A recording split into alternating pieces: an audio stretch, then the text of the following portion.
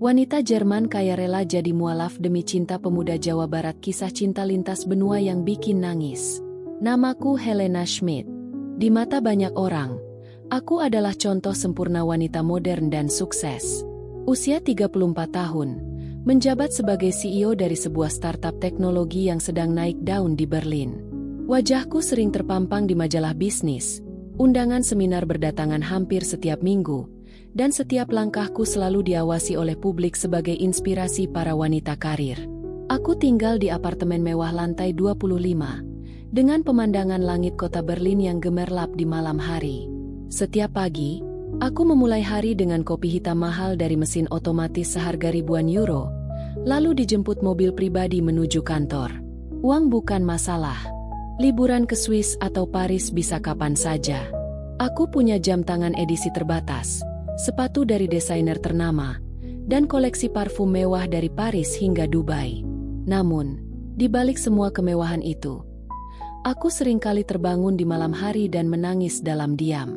Tidak ada yang tahu, bahkan asistennya yang paling dekat denganku pun tidak pernah melihat air mataku. Hidupku penuh pencapaian, tapi kosong dari makna. Setiap malam sepulang kerja, aku menyalakan televisi atau memutar musik klasik hanya untuk mengisi sunyi. Tak ada pasangan, tak ada keluarga dekat, dan tak ada tempat untuk sekadar bersandar. Banyak pria mendekatiku, tapi sebagian besar hanya tertarik pada status dan kekayaanku, bukan jiwaku.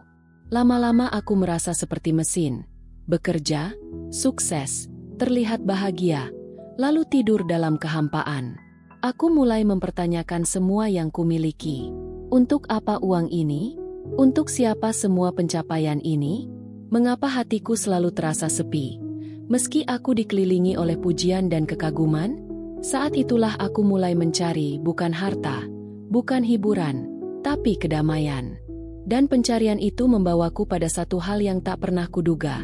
Seorang pria sederhana dari desa kecil di Indonesia. Perkenalan kami dimulai dari hal yang sangat sederhana, forum diskusi budaya daring. Malam itu, aku tidak bisa tidur. Entah kenapa, rasa sepi yang biasa hanya menjadi bisikan tiba-tiba berubah menjadi jeritan. Aku membuka laptop, masuk ke sebuah situs diskusi global tentang budaya dan musik tradisional. Disitulah aku pertama kali melihat nama pengguna yang sangat asing di telingaku. Rahmat Sunda 87. Dia menanggapi komentarku tentang alat musik tradisional Asia dengan penuh sopan dan antusias. Tak seperti pengguna lain yang kaku atau sekadar basa-basi, balasan Rahmat terasa hidup. Ia menjelaskan tentang gamelan, tentang angklung, dan bahkan menyisipkan cerita rakyat dari tanah kelahirannya, sebuah desa di Garut, Jawa Barat. Kami mulai bertukar pesan. Awalnya tentang budaya, tapi perlahan percakapan itu menjalar ke hal-hal yang lebih personal. Aku terpesona bukan oleh kata-katanya yang mewah, tapi justru oleh kesederhanaan dan kejujurannya. Ia bercerita tentang hidupnya sebagai seorang guru ngaji dan sukarlawan pendidikan anak-anak di desanya. Ia juga membantu ayahnya di ladang, dan sesekali bekerja serabutan demi mencukupi kebutuhan keluarganya. Yang membuatku terhenyak adalah bagaimana dia bisa terdengar begitu tenang dan bersyukur, meski kehidupannya sangat jauh dari kata nyaman menurut standar Eropa. Ia sering menyisipkan kutipan dari Al-Quran yang lembut dan menyejukkan. Bukan untuk menggurui, tapi seolah sedang berbagi pelita untuk jiwaku yang gelap. Aku mulai menantikan percakapan dengannya setiap hari. Di tengah rapat, pikiranku sering melayang membayangkan bagaimana rasanya hidup di tempat seperti yang ia ceritakan. Desa yang dikelilingi sawah, suara azan yang lembut, dan langit malam penuh bintang tanpa polusi cahaya. Hal yang paling menggetarkan adalah ketika ia berkata, "Di sini kami tidak punya banyak, Mbak Helena, tapi kami punya waktu untuk bersyukur, dan itu cukup membuat hati damai." Kalimat itu menusuk. Aku, yang punya segalanya, ternyata merasa lebih miskin dari pemuda desa yang tak pernah kutemui ini. Aku mulai bertanya-tanya, mungkin bukan dia yang harus iri pada hidupku. Mungkin, justru aku yang harus belajar darinya. Saat itu juga, aku sadar, ada sesuatu dalam dirinya yang tidak bisa kutemukan di Eropa manapun, ketulusan yang menyentuh jiwa. Hari itu, Berlin masih berselimut musim dingin. Salju tipis menempel di jendela apartemenku, dan udara luar menusuk tulang. Tapi yang membuatku menggigil bukanlah suhu, melainkan keputusan besar yang mengguncang isi kepalaku. Aku ingin pergi ke Indonesia. Bukan untuk liburan. Bukan untuk urusan bisnis. Tapi untuk bertemu seseorang yang bahkan belum pernah kulihat langsung wajahnya. Selain dari panggilan video sederhana di layar laptopku. Rahmat, pemuda desa dari Garut, Jawa Barat. Keputusan itu terasa gila. Bahkan aku sendiri mengakui. Aku wanita mapan, lulusan universitas terbaik di Eropa, dan terbiasa membuat keputusan berdasarkan data dan logika. Tapi ini murni dorongan hati. Ketika kusampaikan niatku pada orang tuaku, reaksi mereka sungguh di luar dugaan. Ayahku marah besar, mengatakan bahwa aku telah kehilangan akal.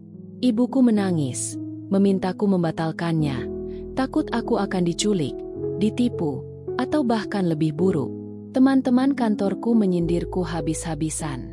Helena, kamu CEO, bukan ABG yang tergila-gila karena cinta dunia maya, kata salah satu rekan bisnisku.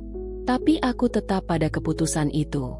Aku mengajukan cuti panjang, menonaktifkan media sosial, dan membeli tiket pesawat ke Jakarta, lalu lanjut ke Garut. Saat pesawat lepas landas dari Berlin, aku memandangi cahaya kota dari jendela dan berkata dalam hati, aku tak tahu apa yang menantiku di sana, tapi aku tahu, inilah satu-satunya hal yang membuat jantungku hidup kembali. Perjalanan itu panjang dan melelahkan. Dari Bandara Soekarno-Hatta, aku harus naik bus ke Bandung, lalu mobil sewaan menuju pedesaan Garut. Setiap kali kendaraan menembus jalan kecil yang becek dan penuh lubang, aku bertanya-tanya, apa yang sedang kulakukan? Apakah aku bodoh? Apakah aku sedang meninggalkan segalanya demi bayangan? Namun ketika aku sampai di desa itu, keraguan itu lenyap seketika. Angin lembut menyapa wajahku. Udara segar tanpa bau bensin. Suara ayam, tawa anak-anak, dan langit biru tanpa kabel-kabel menggantung seperti di kota. Di sanalah, untuk pertama kalinya dalam hidupku, aku merasa tenang. Rahmat berdiri di ujung jalan tanah, menungguku dengan senyum canggung dan tangan yang menggenggam topi lusuhnya. Ia mengenakan baju koko sederhana dan sandal jepit. Tapi saat matanya bertemu mataku, aku tahu, inilah rumahku. Bukan bangunan, bukan negara, tapi seseorang yang membuatku merasa diterima apa adanya. Aku, Helena Schmidt, wanita Jerman yang dipuja karena prestasi, kini berdiri di jalan becek sebuah desa, dengan koper kecil dan hati yang penuh harap. Dan tanpa kusadari, perjalanan hidupku yang sesungguhnya baru saja dimulai. Hari-hariku di desa dimulai dengan hal-hal yang sederhana, sesederhana senyuman Ibu Rahmat yang menyambutku tiap pagi dengan segelas teh manis hangat. Rumah mereka bukan villa mewah seperti yang biasa kulihat di Swiss atau Austria, melainkan rumah kayu beratap seng dengan satu kamar tidur, ruang tamu kecil, dan dapur terbuka yang menyatu dengan kebun belakang. Tapi justru di tempat sesederhana itu, aku menemukan ketulusan yang tak pernah kurasakan seumur hidupku. Setiap pagi, aku bangun dengan suara azan subuh yang menggema dari masjid kecil di ujung jalan. Tak seperti lonceng gereja yang hanya menjadi latar suara masa kecilku. Azan itu terasa, menyentuh. Ada ketenangan aneh yang merambat ke dada setiap kali ku dengar lantunan itu. Rahmat tidak pernah memaksaku bangun atau ikut beribadah. Ia hanya mengajak dengan lembut, kadang sambil berkata, "Kalau Helena mau lihat, saya bisa tunjukkan bagaimana cara orang di sini menyembah Tuhannya." Aku mulai penasaran.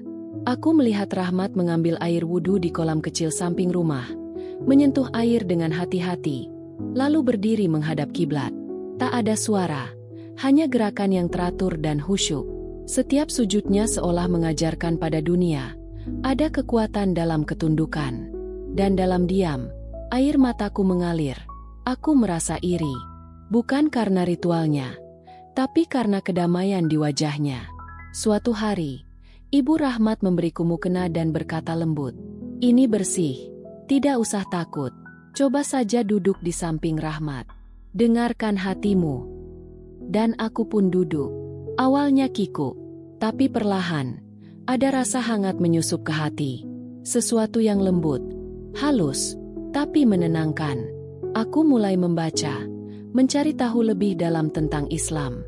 Bukan dari berita, bukan dari kontroversi yang sering kutonton di Eropa, tapi dari keseharian. Dari keikhlasan Rahmat berbagi makanan walau lauknya hanya tempe, dari ibunya yang selalu mendoakan setiap pagi, dari anak-anak desa yang mengaji sambil tersenyum lebar. Proses itu tidak instan, tapi aku menikmati tiap langkahnya. Aku mulai berpuasa, bukan untuk mencoba ikut-ikutan, tapi karena ingin tahu, apa rasanya menahan diri demi sesuatu yang lebih besar? Dan saat berbuka dengan hanya air putih dan kurma, aku menangis. Karena justru dalam kesederhanaan itu, aku merasakan keberlimpahan. Lalu suatu sore, saat matahari terbenam di balik bukit, dan langit berubah jingga keemasan, aku meminta Rahmat menuntunku mengucap syahadat. Tak ada sorakan, tak ada keramaian. Hanya aku, dia, dan air mata yang jatuh satu persatu di atas tanah desa. Sejak hari itu, aku bukan lagi Helena Schmidt yang dielu-elukan di Berlin. Aku hanyalah Helena, seorang wanita biasa yang akhirnya menemukan Tuhannya, di tanah yang jauh, di antara orang-orang sederhana, dan di sisi pria yang hatinya lebih indah dari apapun yang pernah kumiliki. Hari itu matahari bersinar lembut, menyusup di antara pepohonan bambu dan kabut tipis yang masih menyelimuti desa. Udara pagi terasa lebih hangat dari biasanya. Ada sesuatu di wajah Rahmat yang membuat jantungku berdebar sejak subuh. Senyumnya, cara dia mengalihkan pandangan, hingga sesekali menatapku dalam diam sambil tersenyum kecil, seperti sedang menyimpan sesuatu. Setelah sarapan, Rahmat mengajakku berjalan ke bukit kecil di belakang desa. Tempat itu biasa kami kunjungi saat sore, untuk menikmati matahari terbenam. Tapi kali ini ia mengajak di pagi hari. Aku tak bertanya, hanya menurut. Sesampainya di atas, ia menggelar tikar kecil dan menyajikan 2 gelas teh dan beberapa potong pisang goreng hangat yang dibungkus daun pisang. Suasana sangat tenang. Burung-burung berkicau riang, dan angin meniup lembut rambutku. Aku menatap hamparan sawah yang menghampar sejauh mata memandang. Lalu Rahmat duduk di sampingku, diam, tapi damai. Lalu, ia membuka tas kecilnya dan mengeluarkan sebuah kotak kayu sederhana.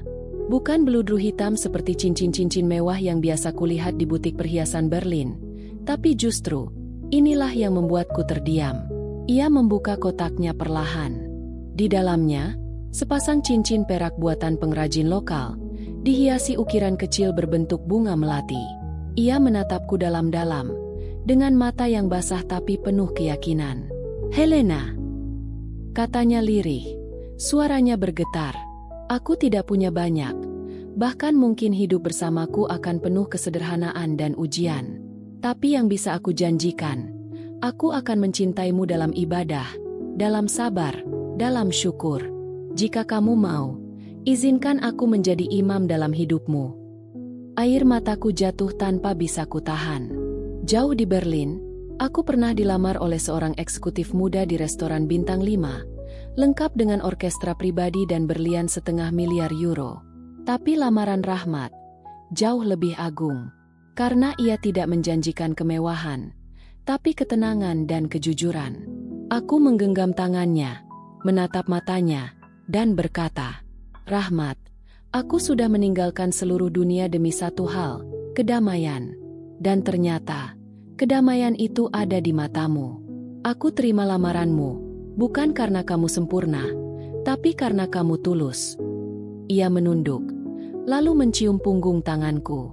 Tak lama, azan zuhur terdengar dari kejauhan, seolah menjadi saksi langit atas janji yang baru saja terucap. Kami berdua saling menatap, dan saat itulah, aku tahu, hidupku yang baru benar-benar dimulai, bukan dengan pesta megah, tapi dengan doa dan cinta yang disucikan oleh niat. Di bukit kecil itu, 2 insan dari 2 dunia yang sangat berbeda akhirnya dipertemukan oleh takdir, disatukan oleh keimanan, dan diberkahi oleh cinta yang tidak butuh bukti lain selain ketulusan. Pagi itu, mentari bersinar cerah di langit Garut.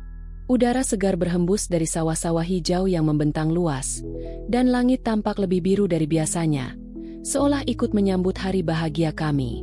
Hari itu, adalah hari pernikahan kami. Bukan di gedung mewah, bukan di hotel bintang 5 seperti yang dulu kubayangkan saat masih menjadi CEO di Berlin. Tapi di halaman belakang rumah keluarga Rahmat, di bawah pohon mangga tua, dengan tikar pandan, kursi pinjaman dari masjid, dan bunga-bunga kertas buatan anak-anak desa. Dan anehnya, justru inilah pernikahan yang selama ini tak pernah kuimpikan tapi paling membuatku bahagia. Aku mengenakan kebaya sederhana warna gading, buatan penjahit kampung yang menjahitnya dengan sepenuh hati. Rambutku disanggul rapi, dihiasi melati yang harum dan segar. Rahmat memakai baju koko putih dan sarung, tampak sangat tampan dengan senyuman gugupnya. Tidak ada jas mahal, tidak ada make-up artis profesional. Tapi ada satu hal yang kurasa lebih penting dari semua itu, keikhlasan dan cinta yang nyata. Saat penghulu memulai akad, suasana menjadi hening. Semua tamu, tetangga, kerabat, dan anak-anak kecil desa menyaksikan dengan haru. Ayah Rahmat yang menjadi wali tersenyum bangga. Ketika Rahmat mengucap ijab kabul dengan lantang dan mantap, hatiku bergetar. Kalimatnya sederhana, namun begitu sakral. Dan saat semua berseru, "Sah!" air mata mengalir di pipiku. Bukan karena sedih, tapi karena akhirnya aku menemukan rumah sejati. Tidak ada pesta besar.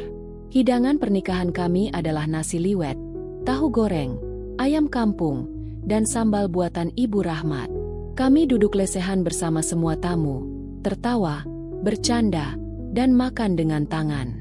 Anak-anak bermain di bawah pohon, dan musik gamelan sederhana mengalun dari speaker tua. Tapi hari itu, aku merasa seperti ratu, bukan karena gaun atau mahkota, tapi karena hatiku dipenuhi cinta yang begitu murni. Malamnya, saat kami duduk berdua di bel bambu di samping rumah, Rahmat menggenggam tanganku dan berkata pelan, "Aku tahu hidup kita nanti mungkin tak mudah, Lena. Tapi aku janji, setiap susah dan senang, akan kita lewati bersama dalam ridha Allah." Aku menatap bintang-bintang di langit desa. Tak ada lampu sorot, tak ada kamera, hanya cahaya remang dan suara jangkrik. Tapi dalam kesunyian itu, aku merasa lebih hidup dari sebelumnya. Pernikahan kami mungkin tak masuk majalah atau viral di media sosial, tapi bagi kami, itulah surga kecil yang nyata. Surga yang dibangun dari kesabaran, ketulusan, dan cinta yang tak pernah mengenal batas bahasa, negara, atau status. Setelah pernikahan, hari-hari kami tak dipenuhi bulan madu di pulau eksotis atau perjalanan keliling dunia. Sebaliknya, hidup baru kami dimulai dengan sederhana. Pagi hari membuka warung kecil yang kami kelola bersama di sudut desa. Siang hari Rahmat kembali ke pekerjaan lamanya membantu proyek bangunan di kampung, dan aku mulai mengajar anak-anak desa bahasa Inggris di musala setiap sore. Awalnya, semua terasa seperti mimpi indah.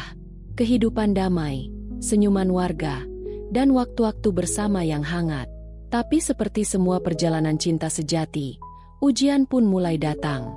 Musim hujan tahun itu datang lebih awal dan lebih ganas. Rumah kecil kami beberapa kali bocor. Warung kami yang baru saja ramai mendadak sepi karena jalanan becek dan pelanggan enggan keluar rumah. Pendapatan turun drastis. Beberapa malam kami hanya makan nasi dan garam. Bahkan sempat kami hanya punya cukup uang untuk memilih, beli obat demam Rahmat atau isi ulang tabung gas. Aku yang terbiasa dengan kenyamanan di Eropa, untuk pertama kalinya benar-benar merasakan apa artinya kekurangan. Dulu aku bisa memesan apapun dari ponsel dan esok pagi sudah tiba. Kini, bahkan untuk membeli mie instan, aku harus menghitung uang receh. Suatu malam, Rahmat pulang dengan tubuh penuh lumpur dan luka kecil di tangannya. Ia duduk lemas di depan pintu, tidak bicara apapun. Saat kutanya, ia hanya berkata lirih, "Maaf, Lena, aku belum bisa kasih kamu hidup yang layak." Aku duduk di sampingnya, menggenggam tangannya yang kasar dan penuh kapalan, lalu berkata dengan suara yang hampir bergetar, "Kau tahu apa yang layak, Rahmat? Saat aku sakit, kamu yang jaga. Saat aku takut, kamu yang peluk. Saat aku kehilangan arah, kamu yang tuntun. Itu lebih dari cukup." Kami berpelukan malam itu dalam hujan yang turun deras. Aku tahu, Cinta kami bukan tentang kenyamanan, tapi tentang bertahan bersama saat semua terasa berat. Dan di sanalah cinta kami tumbuh semakin kuat. Hari demi hari berlalu. Pelan tapi pasti, aku mulai menjual kue-kue buatan sendiri secara online. Rahmat belajar bertukang lebih dalam dan akhirnya dipercaya menjadi mandor kecil di proyek desa. Kami menabung sedikit demi sedikit, bukan untuk kaya, tapi agar bisa terus melanjutkan hidup dengan tenang. Kami tahu hidup tidak akan selalu mudah. Tapi satu hal yang membuat kami terus berjalan adalah keyakinan. Cinta yang dilandasi iman, keikhlasan, dan kesetiaan akan selalu menemukan jalannya, bahkan dalam gelap sekalipun. Kalau kamu percaya bahwa cinta bisa mengubah hidup dan membawa hidayah, kisah ini untukmu. Jangan lupa like, komen, dan subscribe untuk kisah nyata lainnya yang menginspirasi dan menyentuh hati. Hidup bukan tentang siapa kita di atas kertas, tapi siapa yang menyentuh hati kita.